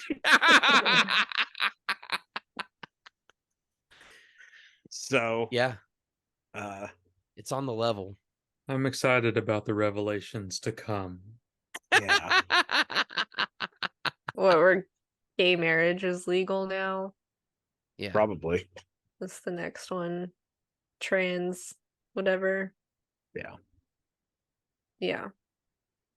So far, up to this point, they're compromising their own beliefs has been fine and aligned with what I'm okay with for the most part. But I think in the future they're going to be a little bit more just Well, they're going not to need holding to them up. they're going to need to appeal to the culture. Yeah. Because that's how they're going to get people in. So just being nice won't be enough. They're going to have to check all the boxes that the world wants them to check. And because they have living prophets, and a current 12 apostles that can speak for God, then God could change his mind whenever they want him to. So, they could have a prophecy. Oh, trans is okay now. And boom, it would be church law. So New dispensation. yeah. Yep. So when you That don't post really mill. have an authority that you truly claim, it could all change anytime. They have an authority that is moving. I mean, it's a Yeah. they have a moving target, basically. It's a living constitution. Do you It's a living think Joseph Smith actually saw something? Or do you I think he he's saw a just demon. whack job? He saw a demon named Moroni. So I also went to a talk that a local Reformed pastor did about Christianity and Mormonism. I went last week. And the whole time I was just thinking, there were two things I was thinking. One is that Mormonism came out in that burnt out district in New York, where you had the Second Great Awakening. You had all these like kind of crazy cults and groups that were popping up. And so my first question is, why was Mormonism successful? And the second one is, Joseph Smith experienced so much actual persecution for his beliefs and died because of them. Like, I mean, he went to jail several times. Why was he pretending? And I think that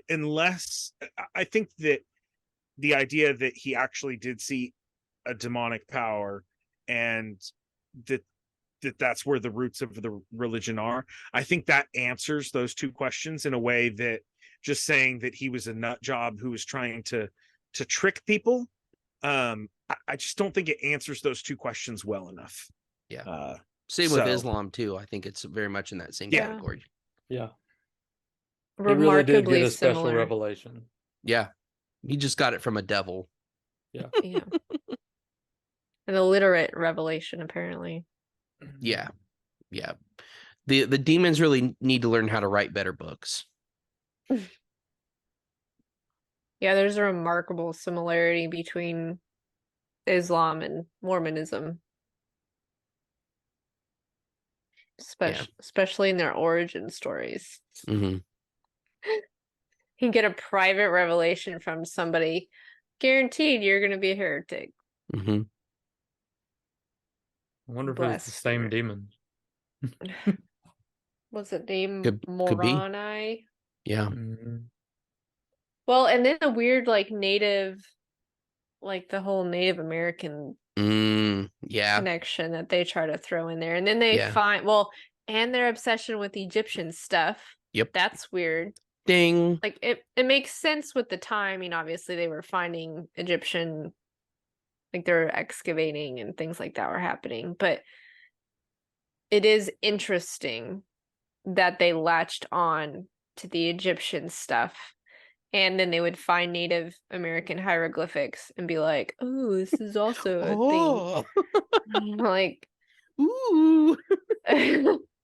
Y'all just bunch of pagans being pagans. Oh, okay. This is totally not related other than it's an Egyptian thing.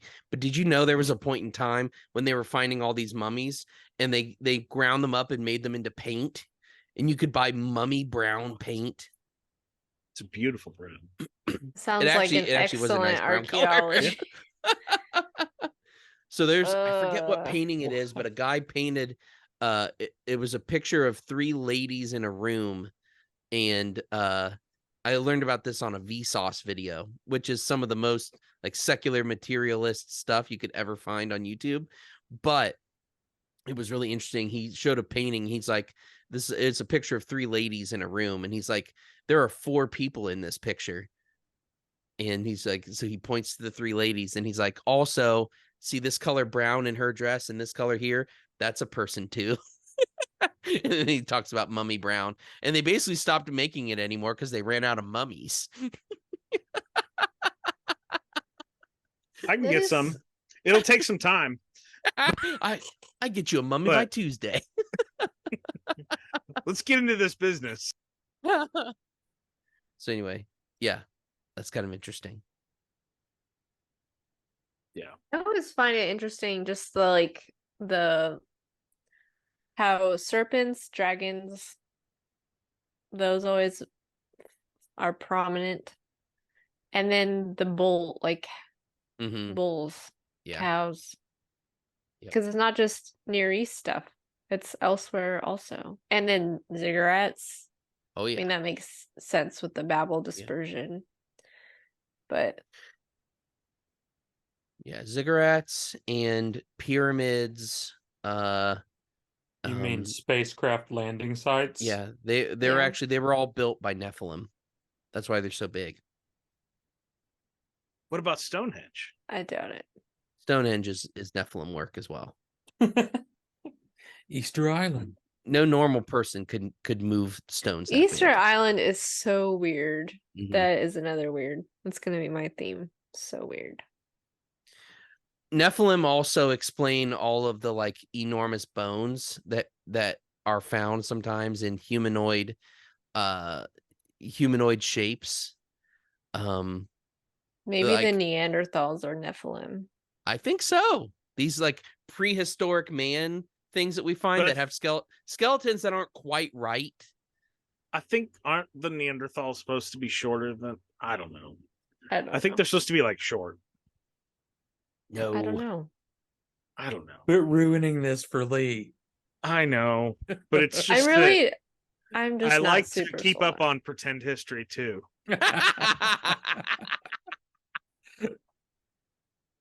It was interesting. We were doing South American, like the early maps when they were first mapping South America and North America, and they did label like an area that is a land with giants.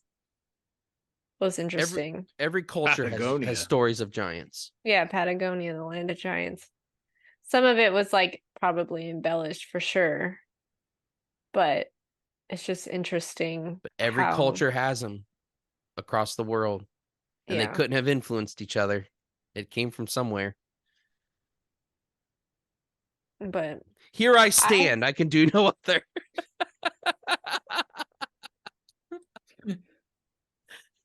This is I the will hill you're just- dying on. I will just say that I am cautiously optimistic for the future of Christianity. Obviously, optimistic Amil, I but am the near super future. optimistic. Thank you very much. That post mail. Yeah. The near future. I guess there's just a lot of really good conversations going on. Not just spiritual warfare stuff and things like that, but just like the purpose of like Driven the life? Christian, yeah, the purpose of life. Thanks, Rick Warren. He's trained 10 million pastors on 30 Yeah, different planets. have a purpose-driven life. I'm sorry I derailed that. No, It's it's a good fine. serious point. I'm just I'm excited, and I wish that more Christians, general Christians, like were taught this Mhm. and knew this and studied this, because it is sad. I mean, the majority of my Facebook friends, acquaintances, general social media Christianity, whatever you encounter, a lot of it's just the silly, fluffy stuff, like, Yeah. your day-to-day empowerment nonsense. Not that, your day-to-day doesn't matter, But but it's it's all just about like, you. yeah. And it's So so you-centric. shallow. And and we talk about, we just look, everything is just conversion focused. It's just, you just want to make converts, which is important, but it's not the end. But they're not So- making disciples. They're just making Exactly. converts. They're really not, but they're claiming that they Yeah. are. Yeah. They're saying they're making disciples, but they're really not. They're just trying to get people to make a profession of faith Sign and a call it card good. and send it, and then Right. send it to the denomination so you can boost the numbers. Like, no, we actually need to make disciples. You have to take converts, preach the gospel to them. They repent and believe, and then you got to teach them the faith. I listened to some stupid video. It really made me mad. This guy, this like 50-something-year-old guy wearing like a Nike t-shirt, trying to look cool and stuff. And he was like, if there's a coin flip and one side of the coin is mission and the other side of the coin is maintenance, then I'm gonna try to flip for that mission side every time. He said, if you're just in a maintenance position, just taking care of people who already believe, then the church won't be completing its mission. I'm like, number one, how can you divorce those two things? Doesn't make sense.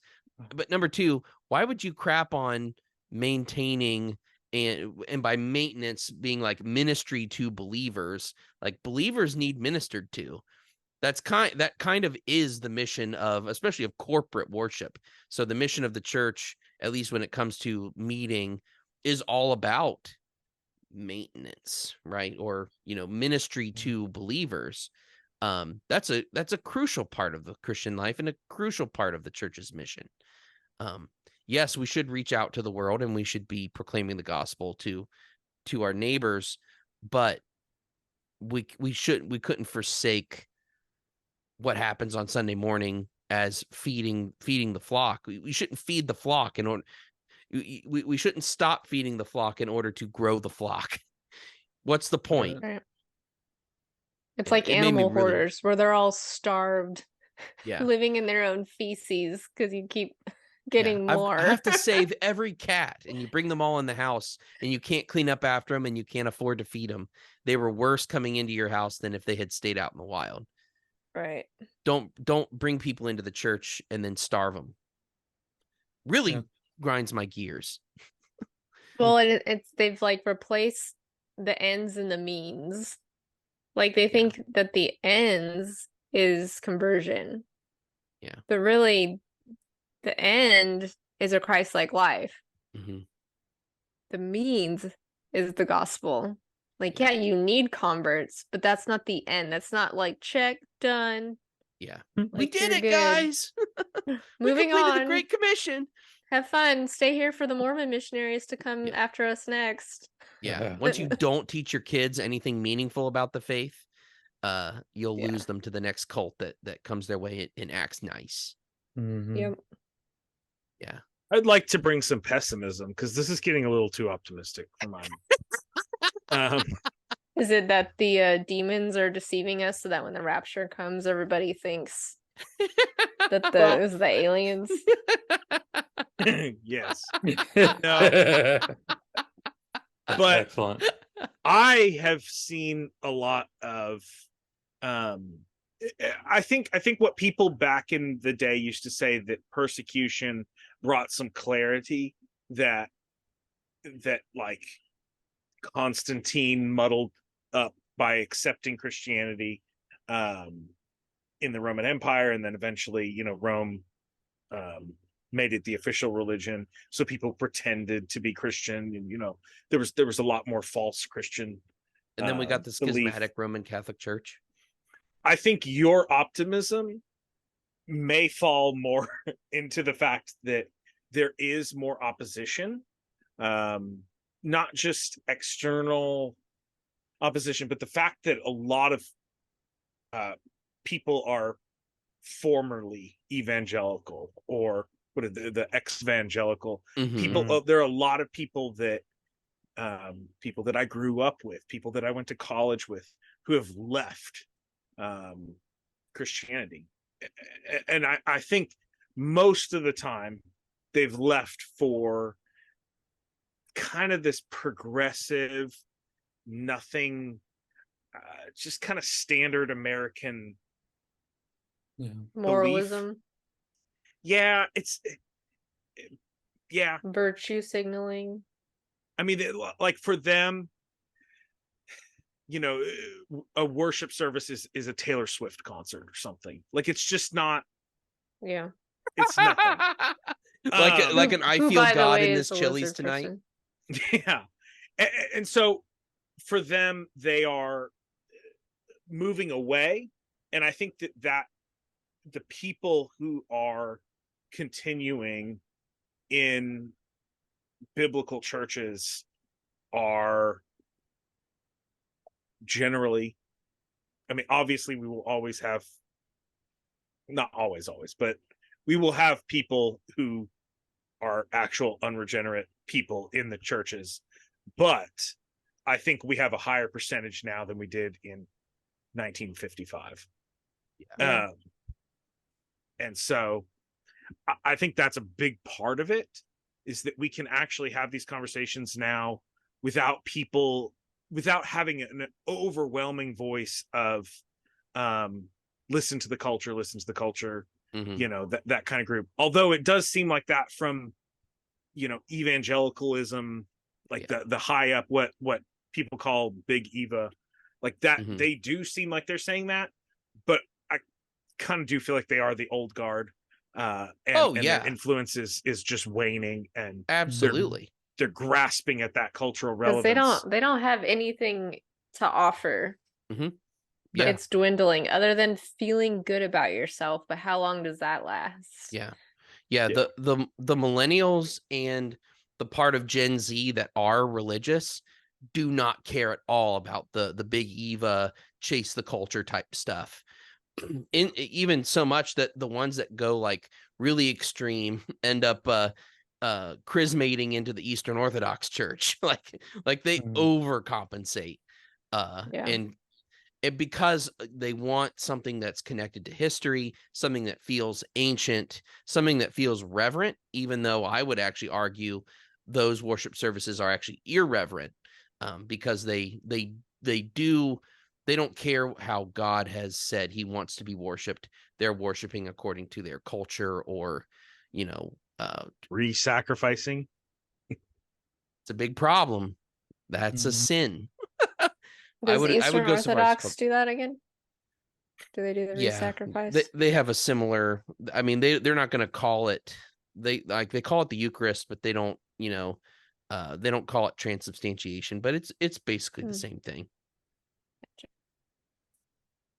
Yeah, and That's why I'm so passionate about church history, studying church history. I did not have that. I grew up basically, well, I was non-denominational, and it was you either baptize believers or you were a Roman Catholic.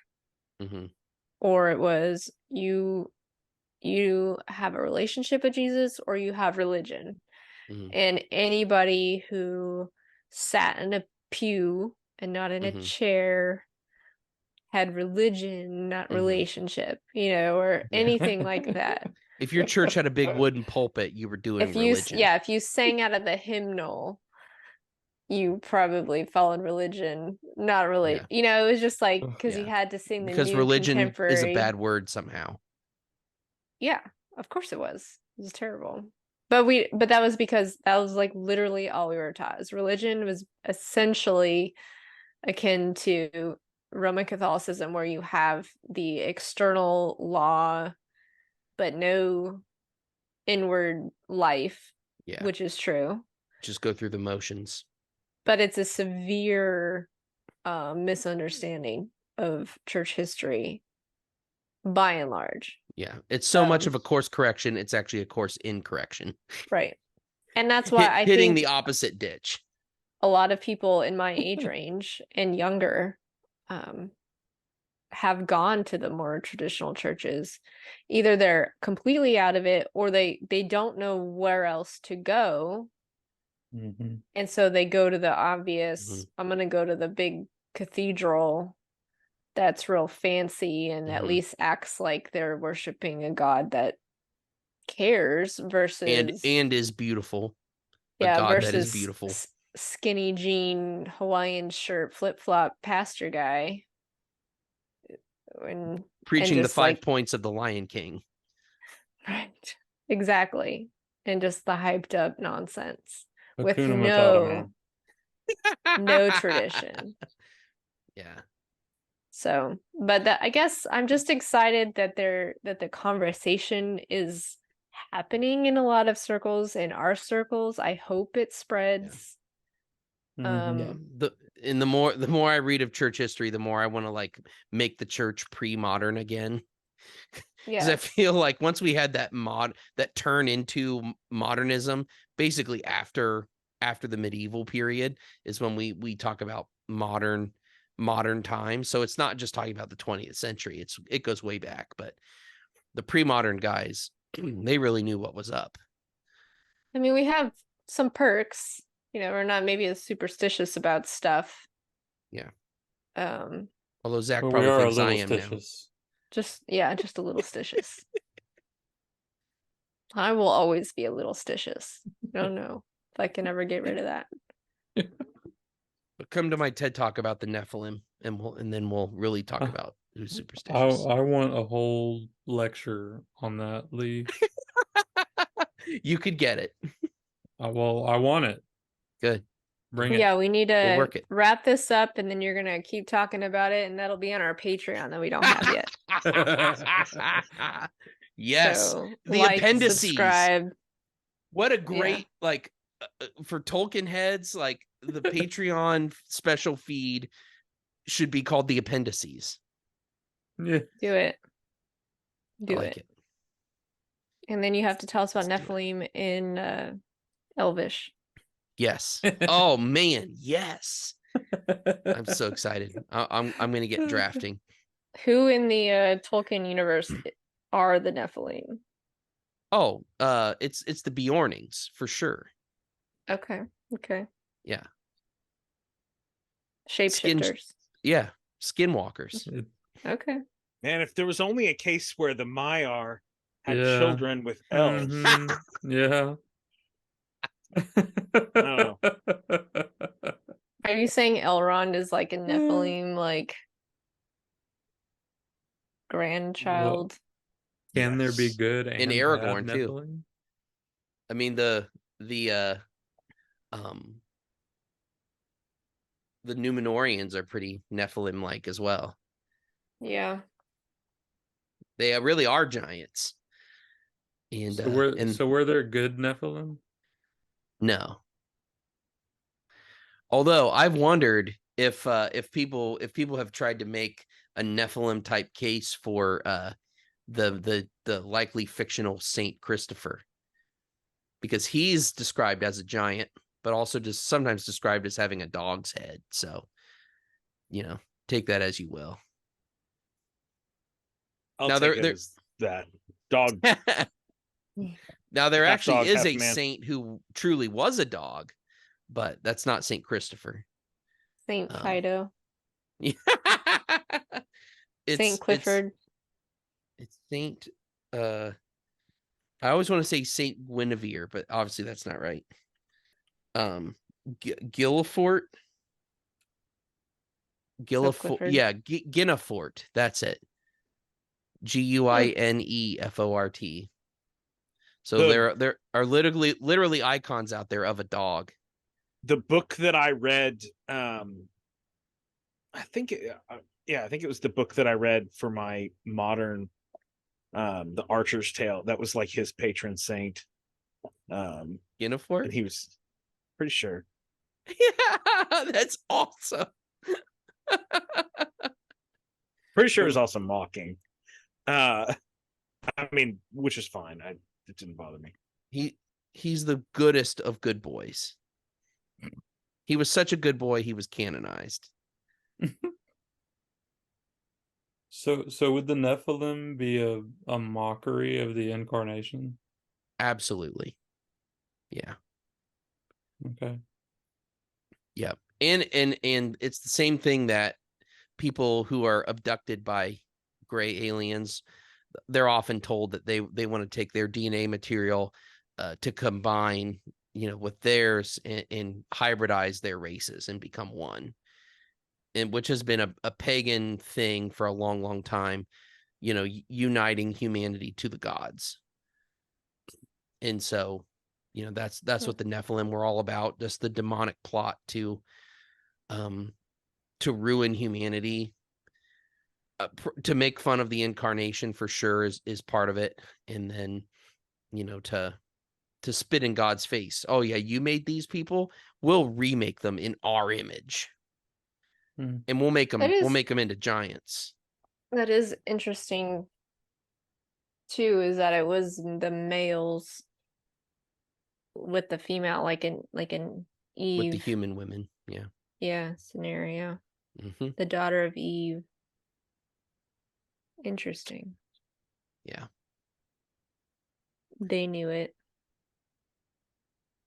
They did. Well, this has been a great episode, guys. Thank you all for joining in once again. This has been a dynamic, miscellaneous episode. It's one for the history books. Definitely.